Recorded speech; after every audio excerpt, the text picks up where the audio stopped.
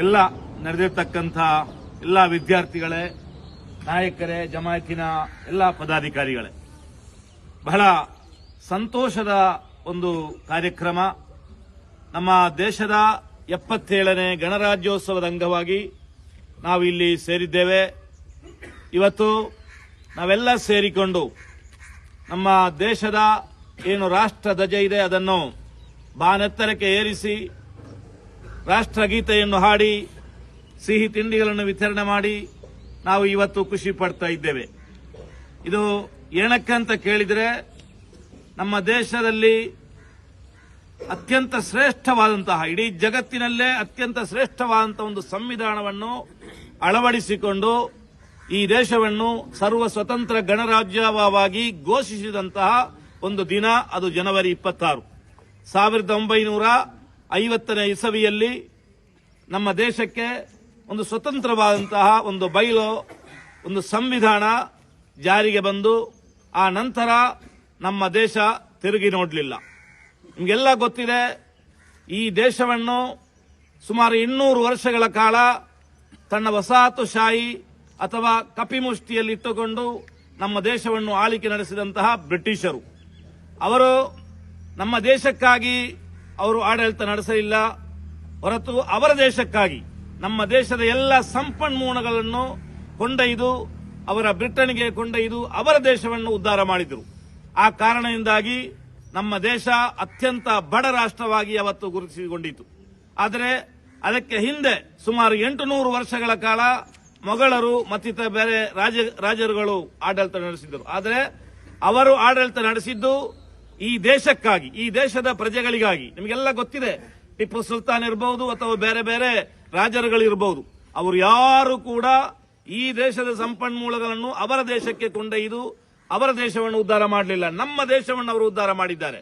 ನಿಮಗೆ ಗೊತ್ತಿದೆ, ಬ್ರಿಟಿಷರೊಂದಿಗೆ ಕಾದಾಡಿ ಶಹೀದಾದಂತ ಟಿಪ್ಪು ಸುಲ್ತಾನ್ ಅವರು ಇದೇ ದೇಶದಲ್ಲಿ, ಇದೇ ಮಣ್ಣಿನಲ್ಲಿ ಜನ್ಮ ತಾಳಿ ಇದೇ ಮಣ್ಣಿನಲ್ಲಿ ಅವರು ಮಣ್ಣಾಗಿ ಹೋಗಿದ್ದಾರೆ.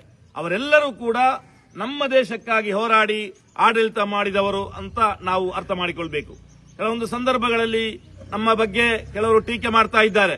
ಬ್ರಿಟಿಷರ ಆಡಳಿತವನ್ನು ಮಾತ್ರ ಪರಕೀಯರ ಆಡಳಿತ ಅಂತ ಹೇಳ್ತಾರೆ, ಆದರೆ ಅದಕ್ಕೆ ಮುಂಚೆ 800 ವರ್ಷಗಳು ಅದು ಪರಕೀಯರದೇ ಆಗಿತ್ತು ಎಂಬುದು ಖಂಡಿತ ಅಲ್ಲ. ಅವರು ಅವತ್ತು ರಾಜರುಗಳು ಈ ದೇಶದಲ್ಲಿ ಹುಟ್ಟಿ ಬೆಳೆದವರು, ಈ ದೇಶಕ್ಕಾಗಿ ಅವರು ಆಡಳಿತ ನಡೆಸಿದ್ದಾರೆ, ಈ ದೇಶವನ್ನು ಅವರು ಸಂಪನ್ನಗೊಳಿಸಿದ್ದಾರೆ. ಇವತ್ತು ಕೆಂಪು ಕೋಟೆ ಇರಬಹುದು, ತಾಜ್ ಮಹಲ್ ಇರಬಹುದು, ಅಥವಾ ಬೇರೆ ಬೇರೆ ಈ ದೇಶದಲ್ಲಿ ಗುರುತಿಸಲ್ಪಡುವಂತಹ ಅದ್ಭುತಗಳು ಎಲ್ಲವೂ ಅವರ ಕೊಡುಗೆಯಾಗಿದೆ. ಆದ್ದರಿಂದ ಇಲ್ಲಿನ ಮುಸಲ್ಮಾನರಿರಬಹುದು ಅಥವಾ ಹಿಂದೂಗಳಿರಬಹುದು, ಕ್ರೈಸ್ತರಿರಬಹುದು, ಇವರೆಲ್ಲರೂ ಈ ದೇಶದ ಪ್ರಜೆಗಳು. ಈ ದೇಶದ ಪ್ರಜೆಗಳಿಗೆ ಅತ್ಯಂತ ಮೌಲ್ಯಯುತವಾದಂತಹ ಒಂದು ಗ್ರಂಥ ಯಾವುದಂತ ಕೇಳಿದರೆ ಎಲ್ಲರಿಗೂ ಅನ್ವಯವಾಗುವಂತಹ ಒಂದು ಗ್ರಂಥ ಅದು ಈ ದೇಶದ ಸಂವಿಧಾನ. ಈ ದೇಶದ ಸಂವಿಧಾನಕ್ಕೆ ಬದ್ಧವಾಗಿಕೊಂಡು ಈ ದೇಶದಲ್ಲಿ ಇರುವಂತಹ ಕಾನೂನನ್ನು ಪಾಲಿಸಿಕೊಂಡು ನಾವೆಲ್ಲರೂ ಈ ದೇಶದಲ್ಲಿ ಬದುಕಬೇಕಾಗಿದೆ.